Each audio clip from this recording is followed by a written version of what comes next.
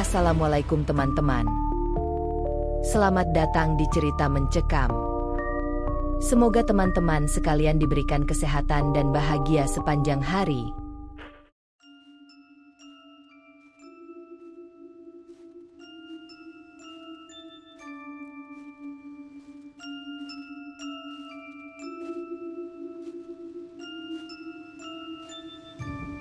Pak Surya menatap hamparan ladang yang dulu subur kini berubah menjadi tanah kering kerontang. Musim kemarau panjang tanpa hujan membuat tanaman sayur yang biasa ia rawat dengan penuh harap menjadi layu dan tak bernyawa. Keringat membasahi wajahnya. Namun ia tahu, kerja keras sendiri tak cukup mengubah nasib keluarganya. Di desa Gunung Watu, hidup sebagai petani kecil bukanlah perkara mudah. Harga sayur yang anjlok, biaya pupuk yang melambung, dan utang pada warung kelontong membuat hidup Pak Surya seolah berjalan di tepi jurang kemiskinan.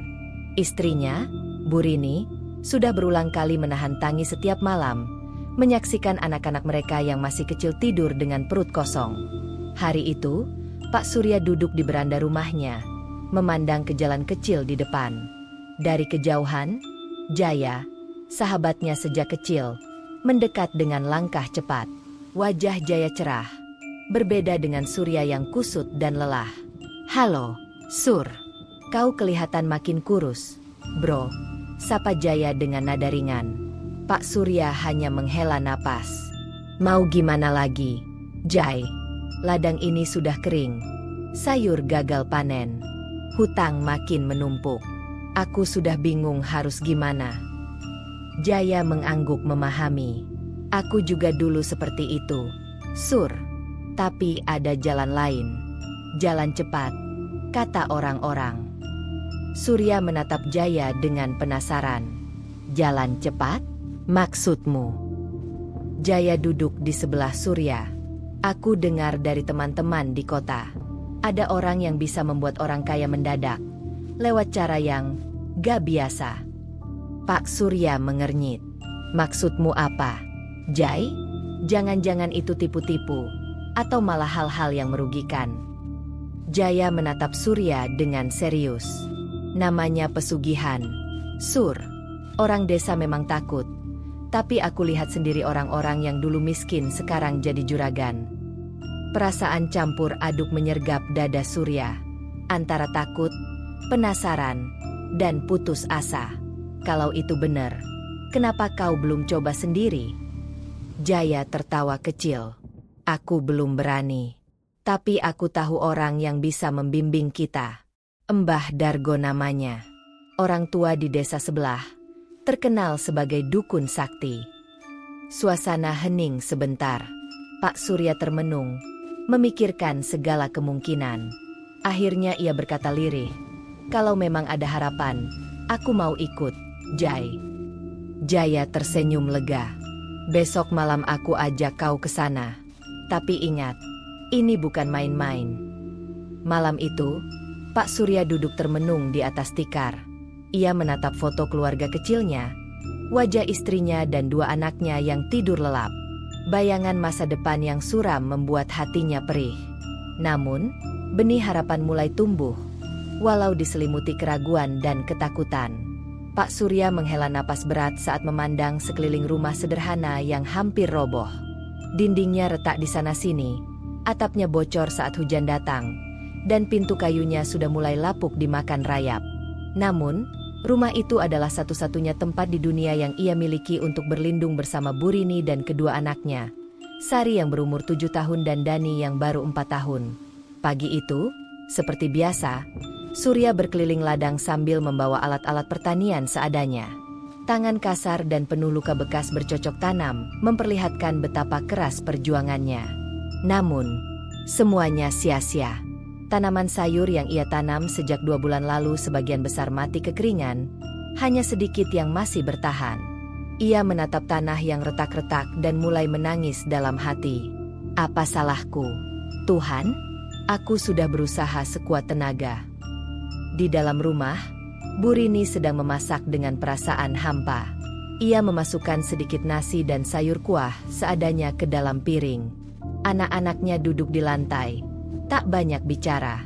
Makan dengan lahap meski tahu sebentar lagi mereka akan kembali bermain dengan perut lapar. Surya masuk dan duduk dekat keluarganya. "Maaf, Bu, aku belum bisa bawa hasil hari ini." Bu Rini tersenyum lembut, mencoba menyembunyikan kekhawatirannya. "Tidak apa, Pak. Yang penting kita masih bersama-sama." Namun, di balik senyumnya, air mata mengalir tanpa suara. Di desa Gunung Watu, kehidupan berjalan lambat. Warga bergantung pada hasil pertanian yang tak menentu. Pasar sayur hanya ramai pada musim panen, dan Surya tahu betul bahwa ia belum bisa ikut menikmatinya. Sore hari, Jaya datang kembali ke rumah Surya. Ia membawa secari kertas lusuh dengan alamat dan nomor telepon. "Aku sudah bicara dengan Embah Dargo. Dia mau menerima kita besok malam. Tapi kau harus siap mental dan yakin, Sur," kata Jaya dengan nada serius. Pak Surya mengangguk. "Aku sudah tak punya pilihan lain. Kalau ini jalan satu-satunya, aku harus coba." Malam itu, Surya terbangun karena mimpi buruk. Ia bermimpi bertemu sosok besar berwajah menyeramkan yang membisikkan kata-kata aneh. Ia terbangun dengan keringat dingin dan jantung berdebar kencang. Namun, ada satu hal yang membuatnya yakin. Ia harus keluar dari kemiskinan demi keluarga kecilnya. Pak Surya duduk di beranda rumahnya yang sederhana, mengamati langit senja yang mulai memerah. Udara panas kemarau membakar kulitnya, tapi tak mampu membakar rasa putus asa yang sudah lama menggelayut di hatinya. Setiap hari ia bangun dengan harapan baru, namun ladangnya tetap kering, sayur-sayuran layu tanpa daya tumbuh. Di rumah kecil itu, Bu Rini sibuk menyiapkan makan malam seadanya. Suara riuh tawa anak-anak tetangga yang bermain di kejauhan mengiris hatinya, mengingatkan bahwa keluarganya tak mampu merasakan kebahagiaan sederhana itu. "Pak Surya, ini sayur yang terakhir dari ladang sebelah. Kita harus hemat," ujar Bu Rini pelan sambil meletakkan sepiring sayur yang sudah hampir habis di meja. Surya mengangguk pelan. "Aku akan cari cara. Aku tak ingin anak-anak kita terus hidup seperti ini." Keesokan harinya, Jaya datang membawa kabar yang membuat hati Surya bergetar. "Surya, aku tahu jalan keluar untuk kita. Aku kenal Embah Dargo, dukun sakti yang bisa membantu kita." Surya menatap Jaya dengan ragu. "Jaya, aku takut. Kalau ini bohong atau malah membawa malapetaka." Jaya menghela napas. "Aku juga takut. Tapi aku sudah lihat sendiri hasilnya. Orang-orang yang dulu miskin sekarang jadi kaya mendadak. Kalau kita tidak mencoba, kapan lagi?" Dalam hati, Surya tahu bahwa kemiskinan adalah neraka yang harus ia lawan dengan cara apapun. Malam Jumat Kliwon itu, dengan langkah gemetar, Surya mengikuti Jaya menuju rumah Embah Dargo yang terletak di ujung desa. Malam itu menjadi titik awal dari perjalanan yang tak akan pernah sama lagi bagi Surya. Ritual dimulai, dan Surya berhadapan dengan genderuwo makhluk besar berwujud bayangan gelap yang menatapnya dengan mata merah menyala. Mereka bersepakat dalam keheningan, dan Surya mengikat janji yang akan mengubah hidupnya selamanya. Pak Surya terbangun di pagi yang sunyi dengan kepala berat dan tubuh pegal. Ia duduk di teras rumah Embah Dargo, menatap kosong ke arah ladang yang remang-remang tertutup kabut tipis. Semalam, selama ritual, ada sesuatu yang lain, sesuatu yang tak bisa dijelaskan dengan kata-kata. Sosok besar yang muncul, tatapan merah menyala, dan suara bisikan yang menusuk jiwa. Namun, di balik semua itu, ada harapan yang membara. Saat Surya kembali ke ladangnya, ia tak bisa menahan senyum kecil. Hari-hari berikutnya, sesuatu yang aneh tapi nyata mulai terjadi. Tanah yang selama ini retak dan kering perlahan berubah menjadi subur. Sayur-sayuran tumbuh dengan cepat, berwarna hijau segar. Pedagang mulai berdatangan ke ladang Surya, membeli hasil panennya dengan harga yang tak pernah ia bayangkan sebelumnya. Kabar tentang keberuntungan Surya menyebar cepat ke seluruh desa.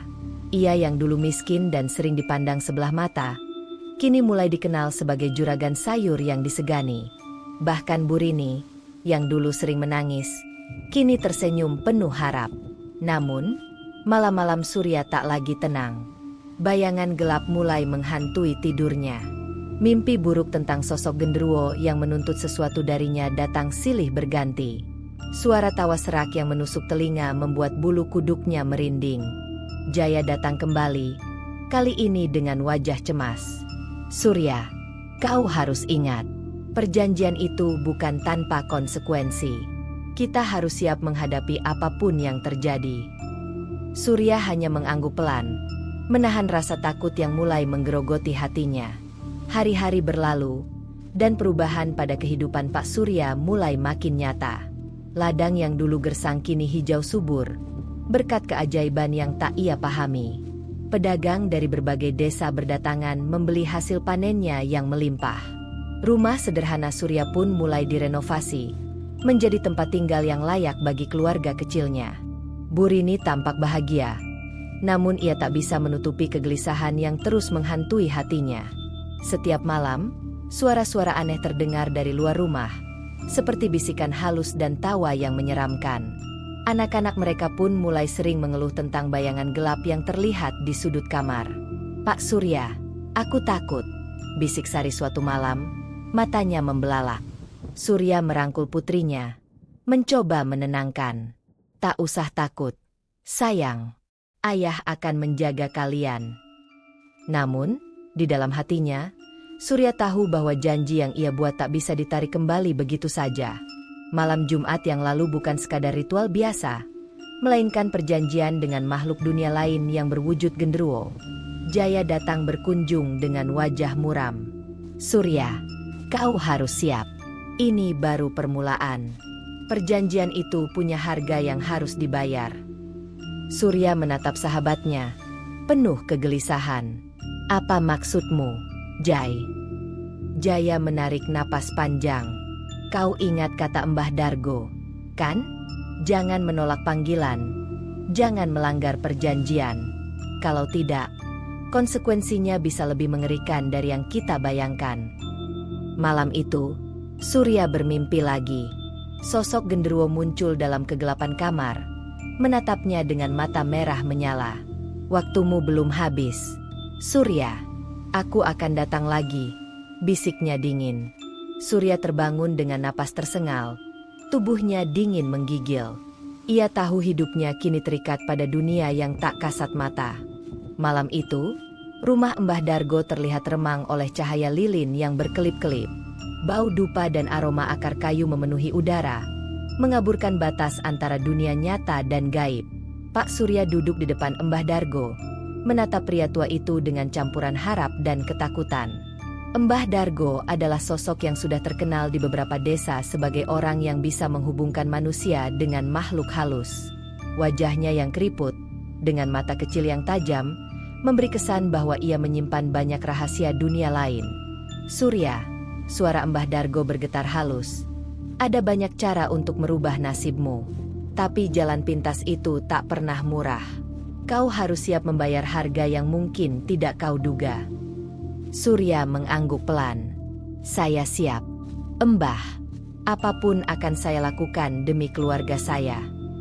Mbah Dargo mengeluarkan sebuah kotak kayu kecil berukir simbol aneh. "Aku tawarkan 3 jenis pesugihan. Pertama, pesugihan ayam.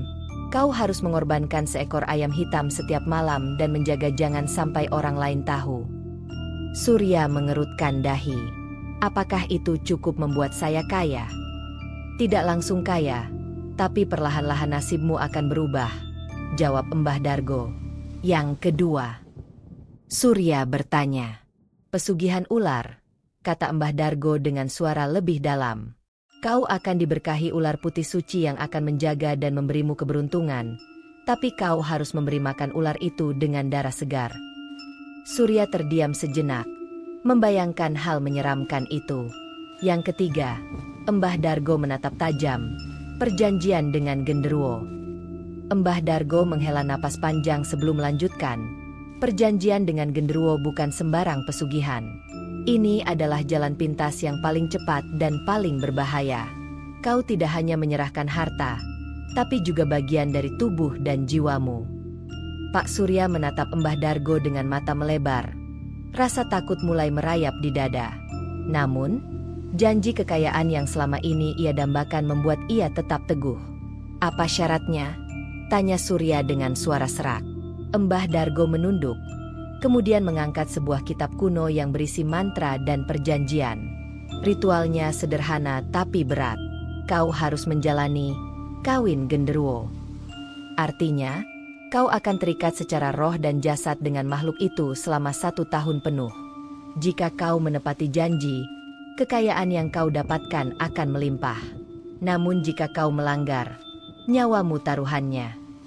Surya terdiam sejenak, membayangkan nasib keluarganya yang terus menderita. Kalau begitu, aku memilih perjanjian itu. Mbah Dargo tersenyum tipis. Kau berani, Surya. Tapi ingat, kau harus siap menerima konsekuensinya.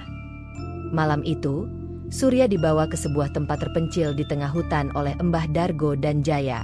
Cahaya bulan redup menerangi pepohonan. Suara serangga bersahutan di kejauhan. Di sana, sebuah lingkaran mantra telah digambar dengan kapur putih, dikelilingi oleh lilin dan sesajen. Mbah Dargo mulai membacakan mantra dengan suara berat dan penuh penghayatan. Perlahan, bayangan gelap mulai muncul dari dalam lingkaran. Sosok besar dengan wajah menyeramkan, bermata merah menyala, berdiri di hadapan Surya. Akulah genderuwo yang kau panggil. Suara makhluk itu bergema menggetarkan hati. Apa yang kau tawarkan untuk kekayaan dan kekuasaan? Surya dengan gemetar menjawab, aku menyerahkan tubuh dan jiwaku selama 1 tahun. Tolong ubah nasibku dan keluargaku. Genderuwo itu mengangguk pelan dan mengulurkan tangan besar dan berambut lebat untuk berjabat tangan. Saat tangan mereka bersentuhan, sebuah energi dingin merambat ke seluruh tubuh Surya. Sejak saat itu, hidup Surya berubah drastis. Segala yang ia sentuh seolah diberkahi keberuntungan. Ladang yang sebelumnya mati suri kini menghasilkan panen melimpah. Dagangannya laris manis, dan orang-orang mulai menganggapnya sebagai juragan sayur yang sukses. Namun, di balik semua itu, ada bayangan yang mengikutinya kemanapun ia pergi. Malam-malamnya dihantui oleh mimpi-mimpi gelap, suara tawa mengerikan, dan kehadiran sosok yang hanya bisa ia rasakan tapi tak bisa ia lihat dengan jelas. Surya mulai merasakan perubahan dalam dirinya, kadang tubuhnya terasa lemah, kadang pikirannya kacau. Ia mulai menyadari bahwa perjanjian itu bukan hanya soal kekayaan, tapi juga tentang pengorbanan yang tak bisa ia hindari. Malam itu, langit di atas desa Gunung Watu gelap pekat, hanya diterangi rembulan yang terselubung awan kelabu. Angin dingin berhembus pelan, membawa aroma tanah basah dan daun yang gugur. Udara malam Jumat Kliwon selalu menyimpan misteri, dan malam ini suasananya terasa lebih berat dan mengerikan daripada biasanya. Pak Surya mengenakan baju lusuhnya. Wajahnya memancarkan kegelisahan yang dalam. Ia berjalan menyusuri jalan setapak yang membelah hutan lebat menuju sebuah tempat yang dikenal penduduk desa sebagai Alas Angker. Hutan yang selama puluhan tahun ditakuti karena sering terdengar suara aneh dan kabar penampakan makhluk halus. Mbah Dargo sudah menunggu di sebuah clearing kecil, dikelilingi oleh lingkaran-lingkaran mantra dan sesajen yang tersusun rapi. Lilin-lilin berwarna merah dan hitam menyala redup, menari-nari tertiup angin malam yang dingin. Di tengah lingkaran, terdapat sebuah meja kecil yang berisi simbol-simbol kuno dan berbagai bahan ritual. Surya, kau sudah siap? Suara Mbah Dargo serak tapi tegas. Surya mengangguk. Saya sudah siap. Mbah, apa yang harus saya lakukan? Mbah Dargo menarik nafas dalam dan mulai membacakan mantra-mantra yang suaranya bergema dalam hutan sunyi. Suasana seketika berubah menjadi mencekam, seolah dunia ini berhenti berputar. Dari kegelapan hutan, perlahan muncul sosok besar yang tubuhnya diselimuti bayangan hitam pekat, dengan mata merah menyala seperti bara api. Sosok itu berdiri tegap, mengeluarkan aura menakutkan yang membuat bulu kuduk Surya meremang. Itulah genderuwo Lodra, bisik Mbah Dargo dengan nada penuh hormat. Lodra menatap Surya dengan tajam. Surya, aku telah datang atas permintaanmu. Aku akan memberimu kekayaan dan kekuasaan yang kau inginkan. Surya menunduk hormat, namun hatinya masih bergetar ketakutan. Tapi ada syarat yang harus kau penuhi. lanjut Lodra. Pertama, kau harus menjaga rahasia ini dengan sepenuh hati. Tidak boleh ada yang tahu tentang perjanjian kita. Kedua, kau tidak boleh menolak panggilan dari aku, kapanpun itu datang. Surya mengangguk cepat. Saya mengerti, Lodra. Saya janji akan mematuhi. Lodra tersenyum dingin, kemudian mengulurkan tangan besar berambut lebat ke arah Surya. Saat tangan mereka bersentuhan, angin kencang tiba-tiba berhembus deras, menerpa pepohonan dan membawa suara gemuruh yang menggetarkan tanah. Suara itu seperti raungan binatang besar yang mengaum di tengah malam.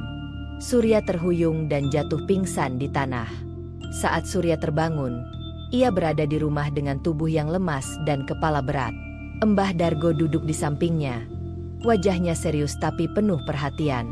Kau selamat, Surya. Tapi ingat, sekarang hidupmu bukan lagi milikmu sendiri. Kau telah terikat dengan dunia lain. Surya menatap keluar jendela, melihat desa yang masih terbungkus kabut tipis.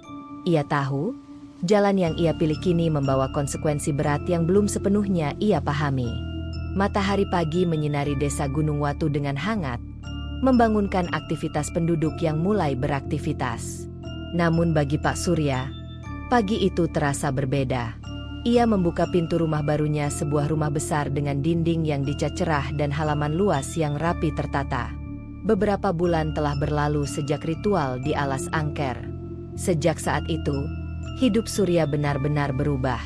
Ladangnya yang dulu kering kerontang kini subur menghijau.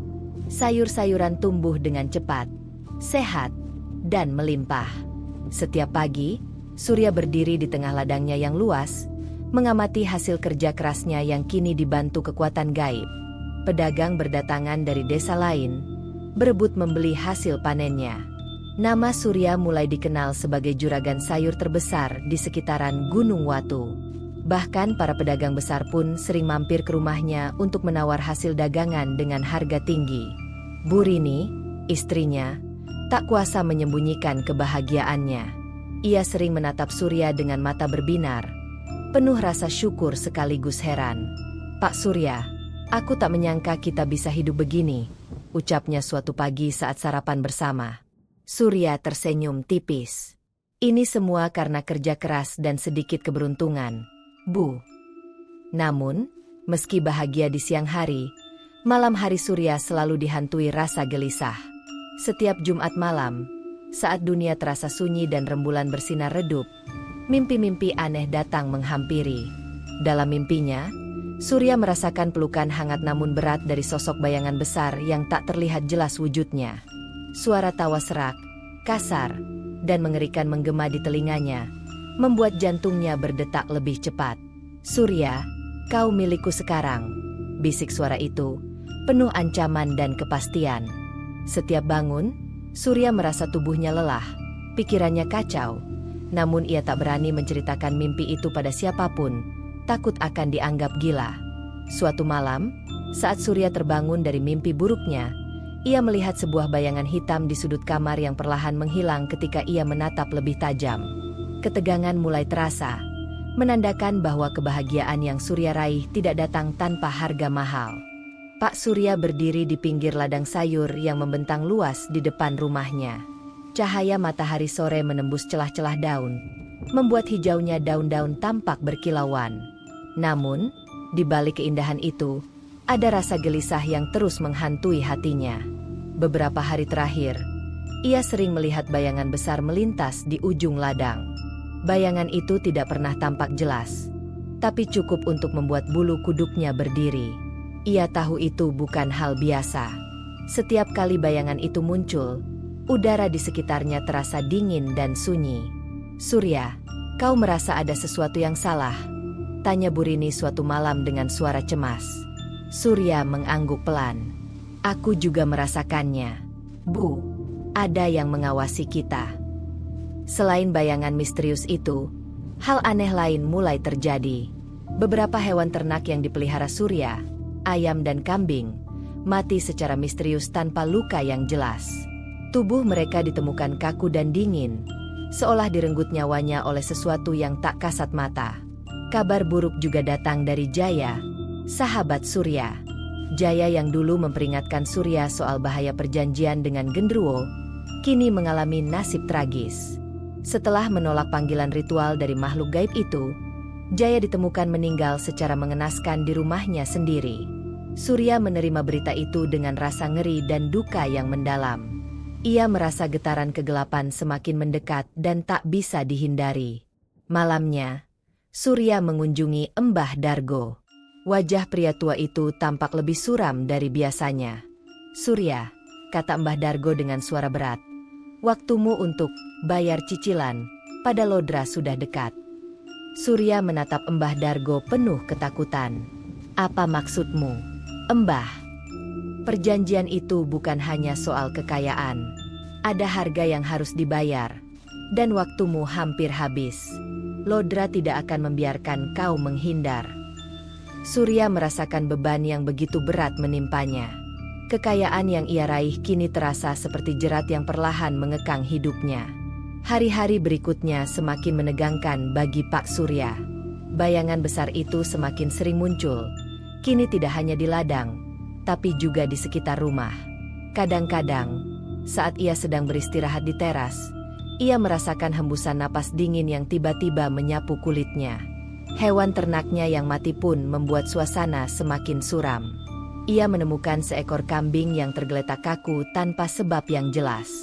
Bahkan ayam-ayamnya yang biasanya riuh kini tampak gelisah dan takut. "Kami harus berhati-hati, Pak," kata Burini sambil memeluk Surya. "Aku takut sesuatu yang buruk akan terjadi." Surya hanya bisa mengangguk. Hatinya penuh kecemasan.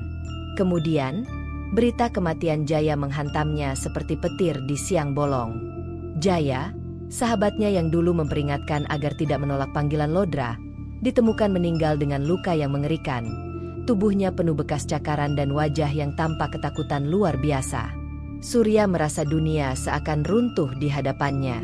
Ia mulai sadar bahwa kekayaan yang didapatkan dengan cara seperti ini bukan berkah, melainkan kutukan yang perlahan menghancurkan hidupnya dan orang-orang di sekitarnya. Malam itu, Surya kembali menemui Mbah Dargo, berharap mendapat petunjuk. Mbah Dargo memandang Surya dalam-dalam. "Kau harus siap, Surya.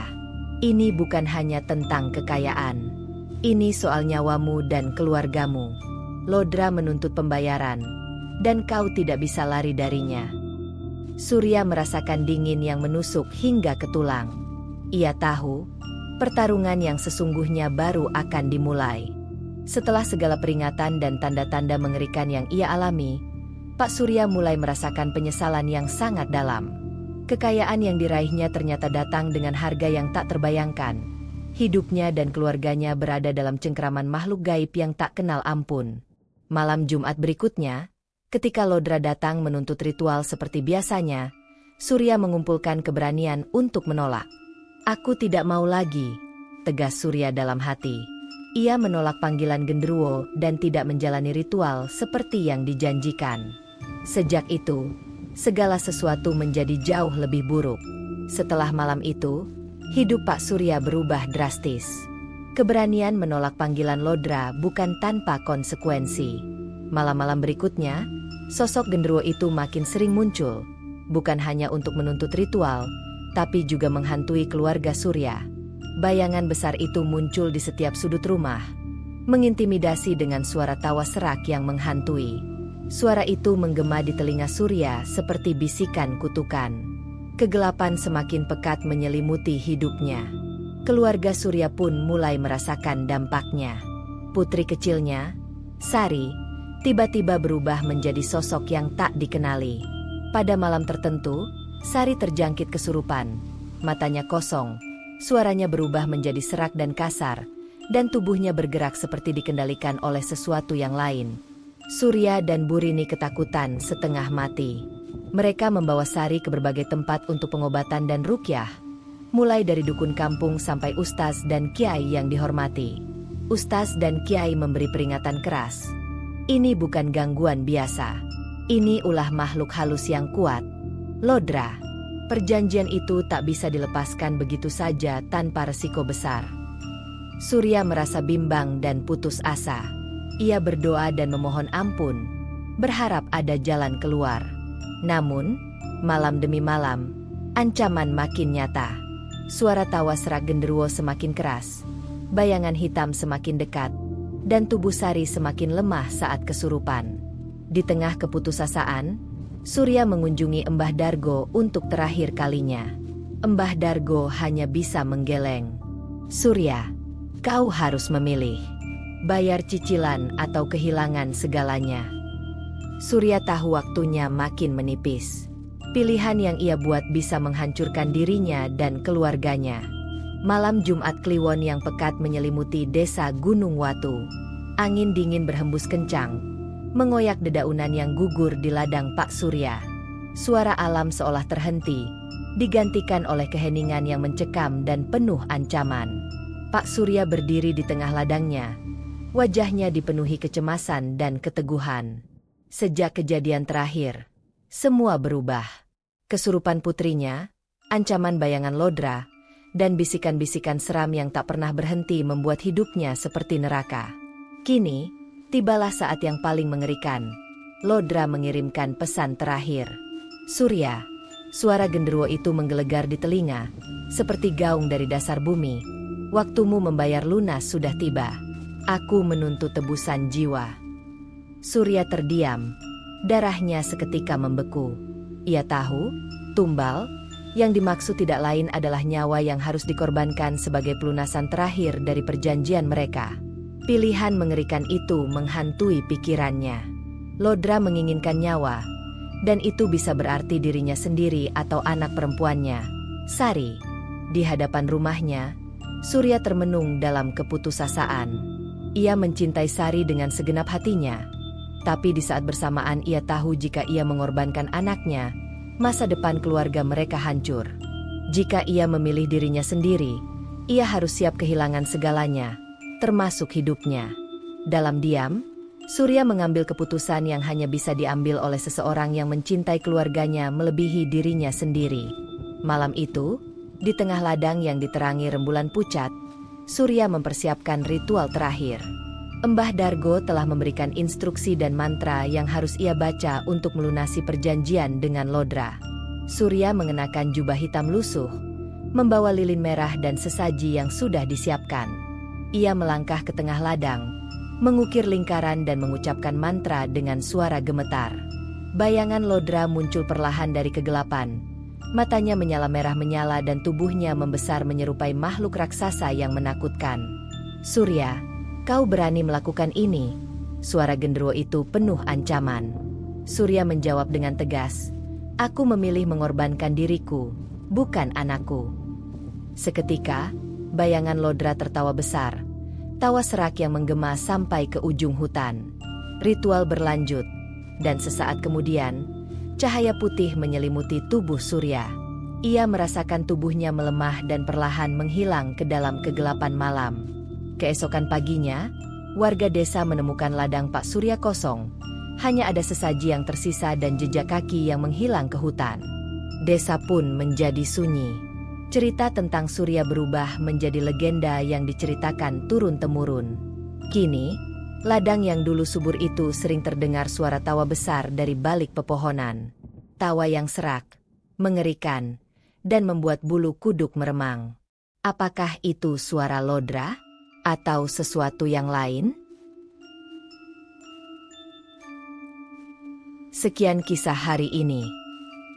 Jangan lupa terus dukung kami dengan cara like, komen dan subscribe agar kalian bisa dapat kisah lainnya. Terima kasih. Wassalamualaikum warahmatullahi wabarakatuh.